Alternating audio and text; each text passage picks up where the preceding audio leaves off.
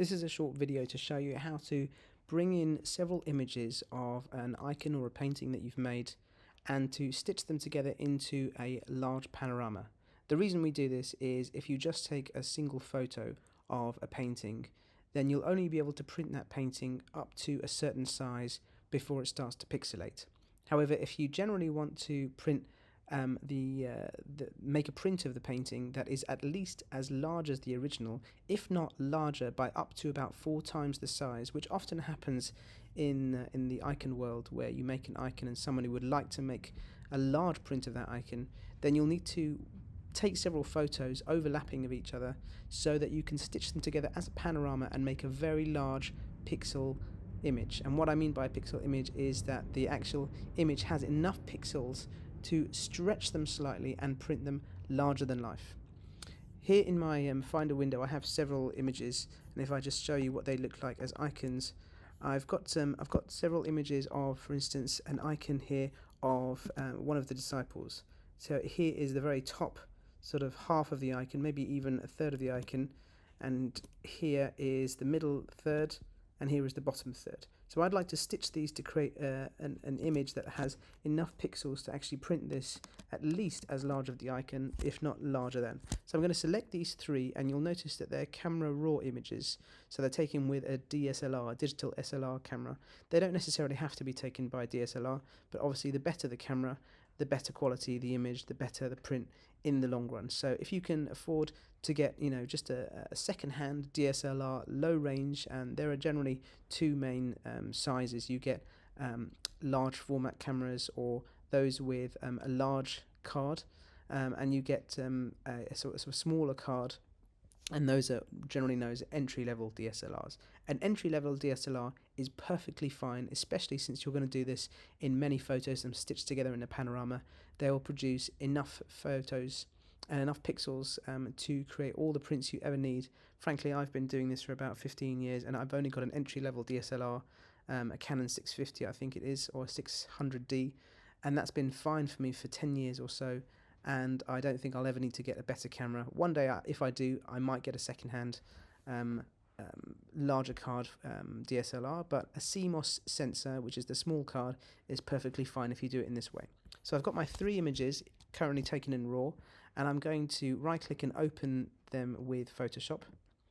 By default nowadays, that will actually take it into what's known as a pop-up window called Camera Raw, which is a special kind of inbuilt subsidiary software inside Photoshop that allows you to do a lot of very, very high-tech editing to images, and it's perfect for the photographer or the person who's editing images in this sort of way as photographs.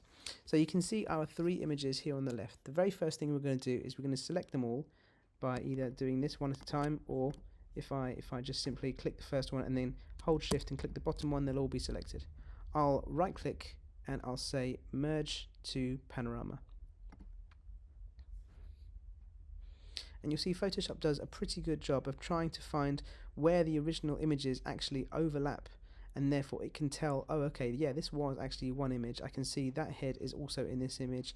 I can see that hand is also in this image. This is the same photograph. I know where to place everything in order to make a successful panorama.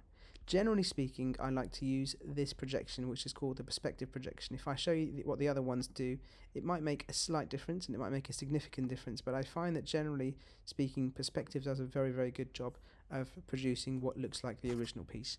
You might find some artifacts like this where it hasn't quite perfectly aligned, but generally everything that's important has aligned, and it's only a very minor glitch on the side. So just generally choose perspective. I would ignore boundary warp, because if I show you what it can do, it can start to do some very strange things trying to figure out how the images are meant to look, but generally speaking, just leave that at 0. If you apply auto settings, Photoshop is going to try and figure out what it thinks the colors should do. Often this oversaturates the colors and over darkens things, so just keep it unchecked. You can also keep auto crop unchecked, because if I do that, it's going to take away some things that you might find later on are actually kind of useful.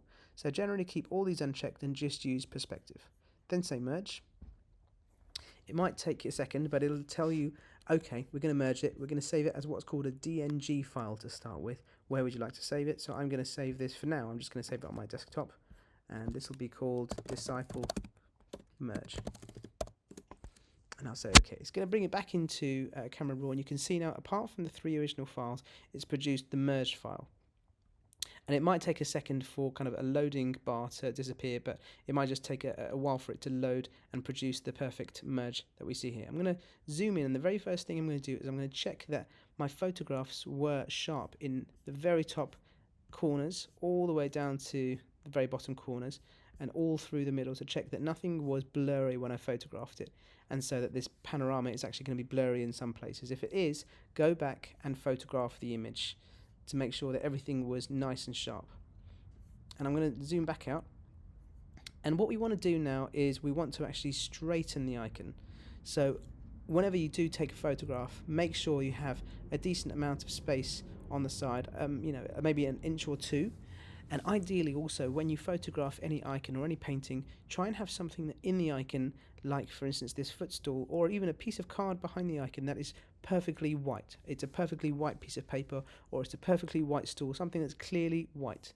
You'll see what I mean in a second, but the first thing I'd like to do is actually straighten the icon. So ignore how daunting all these controls look, okay? We're going to go through only the ones you need one by one. Up in this top corner, we've got the main kind of categories of editing tools. This one is just the general edit, and it's got quite a few features here. Over here is kind of your crop tool and your shaping tool. Crop, rotate, and geometry.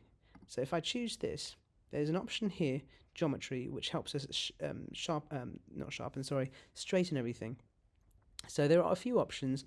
Some of these are trying to automate what Photoshop thinks would be straight, but I still like to do this manually, and I choose the very far right one, where if we select it, we get to now, with our cursor, draw what we think should be the horizontal. So I'm going to go from this to that. I'm saying this should be perfectly horizontal. And if I draw from here to here, this should be perfectly vertical. You'll see in a second that the image actually shifts slightly when it recognizes, oh, okay, that should be horizontal, that should be vertical. You can see it start to straighten itself. Then we draw another vertical here. It generally gives you 4 lines on this option, so you can draw 2 verticals, 2 horizontals, and Photoshop will do its utmost to straighten everything and shift the perspective accurately. That should now be pretty horizontal, pretty vertical. The best thing you can do is actually go in and just double check that the lines you drew really were up to the very edge of the icon. And make sure those align with the very edge of the icon, top and bottom. And as it happens, mine was pretty good. But you can see, even though I've done that, and we'll get to this in a second, the icon itself actually does warp slightly in the middle and doesn't quite align to my nice vertical line. We can fix that very easily when we go into Photoshop after we've finished in Camera Raw. But just check those lines first are nice and straight, and the points should be where they, you can see this one, for instance, that I've manually and carelessly drawn in the top left is actually not quite, when I get to it, not quite where it should be. I'm going to put that in the right place and the image will shift. This should be in the right place and it'll shift, etc.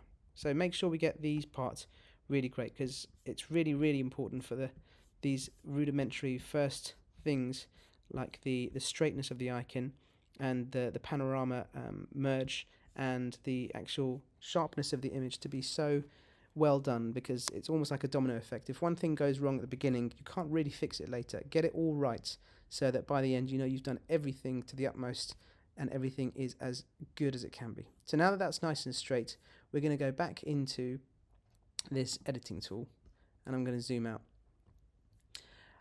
So now we've got everything nice and straight, and we haven't applied any autocolor. So what I'm going to do now is, now we're in the general edit category, I'm going to go to this subsidiary category, color. I'm going to choose this eyedropper, and by choosing this, I'm actually telling it what in the image should be or is perfectly white. I'm going to choose somewhere that looks really kind of clean and white on this store. I'm going to choose right here. Once I do this, the colors in the rest of the image will shift, because Photoshop will try and shift everything to say, okay, I see that the lighting in the room has shifted things, and if this white is actually kind of cream, then it's shifted everything else, and I'm going to shift everything to be appropriately changed so that this really is white. So I'll click it, Let's see what happens. Very little happens, and if very little happens, that proves that you photographed it very well in good ambient natural light. If you've photographed it in horrible fluorescent or very yellow tungsten light, then this will probably shift a heck of a lot. But if it doesn't shift much, then it proves that you've actually photographed it quite well. If I keep clicking along here, you'll see the image actually shifts slightly bluer, slightly grayer, slightly more yellow. So you also have to click in areas where you really find that this is as white as it can be, and you can actually zoom in to look for the whitest areas. I think this is really the whitest sort of area over here. So I click that and you'll see that the image has actually become just a little bluer, a little bit less yellow cast. Once we've done that, then ideally, and this is really important, I think, ideally this laptop that I'm holding now with the image in front of me that I'm editing should also be in the same room as the real icon, somewhere where we can look at both next to each other. And at this point, we're going to start editing the colors to try and match the real icon that we see in front of us, to make sure these reds really are as similar as they can be to the real reds in the icon. The oranges, the whites, the yellows are as similar as they can be to the real icon. Now, what's important when we try and achieve that to begin with is obviously photographing it as best as we can. Now, how to photograph something, I'll send you some photos in a later video or in a later email. But ideally, you want the camera as perpendicular to the board as you can. So, for instance, if you've got your board on an easel and that easel is slightly slanting backwards, you'll need to slightly slant your camera forwards so that it is actually perpendicular to the surface of the board. Then that makes your board as straight as possible, and it also avoids any color shift that can happen by the slightest movement of the camera against the light and the reflections that happen as well. Ideally, lighting wise, you'll have a lighting source to the right hand side pointing diagonally at the icon, not in perfect 90 degrees to it, but maybe a 45 degrees, light coming from the right and light coming from the left of equal power. So maybe it's two windows that happen to be right and left. If you don't have two windows and you only have one window and one main light source coming in from the right or the left, as I kind of did here, ideally what you'll have here is someone holding, even yourself, if you've got a timer on your camera, you can jump in quickly and hold something reflective, so that you can reflect the light and bounce the light that's coming in from the right hand side off the board onto the left to shine onto the left hand side of the icon equally like a second light source. And trying to get that nice even light from right and left is very important, especially for gold leaf. You can see here on the right you were getting a little bit of a bluer, slightly lighter gold leaf than the right because there was the main source on the right. But generally the painted surface, especially because it's matte and not glossy, is absorbing light quite equally across. But trying to get that equal lighting is really quite important. Anyway, as it happens, the colours on this icon are quite true to the real thing. But I'll show you what we can do generally now. What we can do is we can start to play with temperature. So that's generally the color temperature of the icon and the lighting in the room. So if I go bluer, the icon's going to go bluer, yellow, and the icon's going to go yellower. You see this number here, 3850. You'll often see on light bulbs that they say a certain Kelvin, and that relates to temperature. So it's saying like right now this room has been lit in a Kelvin of about that sort of thing. So the light bulb is about 3800, which is actually relatively warm. The bluer you go, the bluer the icon will go. And you can see the warmer it goes, the warmer the icon gets.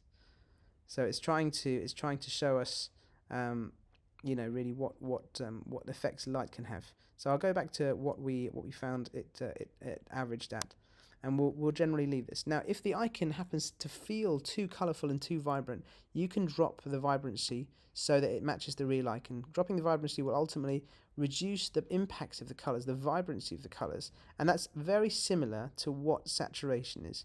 Have a little play with vibrancy and saturation. You'll find they've got very similar qualities but slightly different. Saturation will really take away the saturation of those colours, and vibrancy will do the same, but vibrancy is always about the punch of those colours. If we punch it up, then here it comes and there it goes. So generally speaking, if you've shot it well, if you photographed it well, 0 and 0 would be where you're at, but you might need to drop vibrancy and saturation slightly if you find they're just too colourful and the real icon in front of you is not as colourful as that. Effects, you can generally leave these, but dehaze is when you just don't have enough contrast in the picture compared to the real original painting. And if you punch up dehaze, it's going to really make those shadows, the dark areas darker and the light areas lighter. And it's gonna increase the contrast. You can see when I decrease dehaze, it's gonna reduce the contrast massively. Ideally, again, about 0, but if you need to punch up the dehaze slightly because it just feels a bit like there's a smoky effect on the icon when you photographed it, then you can just punch up the dehaze just a little bit. So dehaze can be very, very good. Clarity does the same sort of thing. You can really see clarity when you zoom in. Putting in too much clarity is a very kind of 1990s, 1980s effect. I wouldn't try and do too much of that, but if I push it up, it actually reduces the enjoyment of how everything really appears, and it kind of creates too much clarity in even the brush strokes and the messy proplasmos that we've got painting. If I reduce the clarity, it kind of makes a dreamy, swirly, very blurry, unenjoyable thing. So right down the middle is ideal, but if you want to boost it slightly, it does create a slightly sharpened effect, which can sometimes be nice. Always use these in very small moderation, and just punch it up a little bit if you feel like you want to add a bit of clarity, a bit of dehaze. Ignore texture, ignore vignette, ignore grain. They are mostly irrelevant these days. Right, color mixer is a place that you're gonna live a fair amount. These are designated as the main kind of colors that we're gonna find. The blues, the reds, the greens, the aquas, etc., etc. So what you want to try and do is you choose the main color you're going to try and edit. Let's say the reds. If I find the reds to be actually too yellow on the whole, and the real icon is actually a little bit more blue, the reds are actually a little bit closer to purple than they are to orange, then I'm going to take this slider and I'm going to affect the reds, and I'm going to move it away from the yellow side and towards the more purple side, and you'll see the reds on their own getting actually more purple. Or conversely, if you want to make them more yellow, you take them over here. And you've got to decide when you look at the real icon which is the closest to the real thing. Do I push it this way, that way, or neither? And it's actually already bang on. You might also find that the reds in reality feel a little bit darker than they do in your photograph, in which case you drop the luminance and you'll see the red actually getting darker, just the reds getting darker, or getting brighter, depending on what the real thing is. So ultimately the whole thing is trying to match the real icon in front of you. So have the real icon in front of you where it's possible. Really try and make sure that you do the editing before you've packed the icon. Same with the saturation. If you find the reds in general are too vibrant, just the reds, but everything else is fine, then don't affect the vibrance up here, which will affect all the colors. Just go to the reds and drop the saturation or the vibrance of the actual reds and boost them or drop them as necessary. Same with any other color. So for instance, if I find these greens, if I select my greens and I find that green, actually in real life that green is much darker, I'm going to drop the luminance of that green. I'm going to take it right down to there. If I bring it back to the original, there it is, down and up, and you can affect a fair amount of those. And same with the hue, you can make it generally a more yellow green, or you can make it a much bluer green. And the same applies for any other color, including the yellows. So if you find the golds and the yellows in the face, actually in real life they're much warmer than that, then I'm going to push them away from the green slide and I'm going to push them towards the orange slide. They're going to become warmer, or they can become greener, warmer, or stay exactly where they are. Have a look at the real icon, try and match that. That's the color mixer. Curve you can leave for now. That really is quite advanced and unnecessary in today's editing world, unless you're really going ultra professional, which I've never had to do, frankly. We've done color mixer. Color grading, that also is a very advanced thing that is generally unnecessary if you get the hang of color mixer. That's all I generally use. Detail, you can also generally forget that. It's about finding that you photograph something badly and you need to edit it.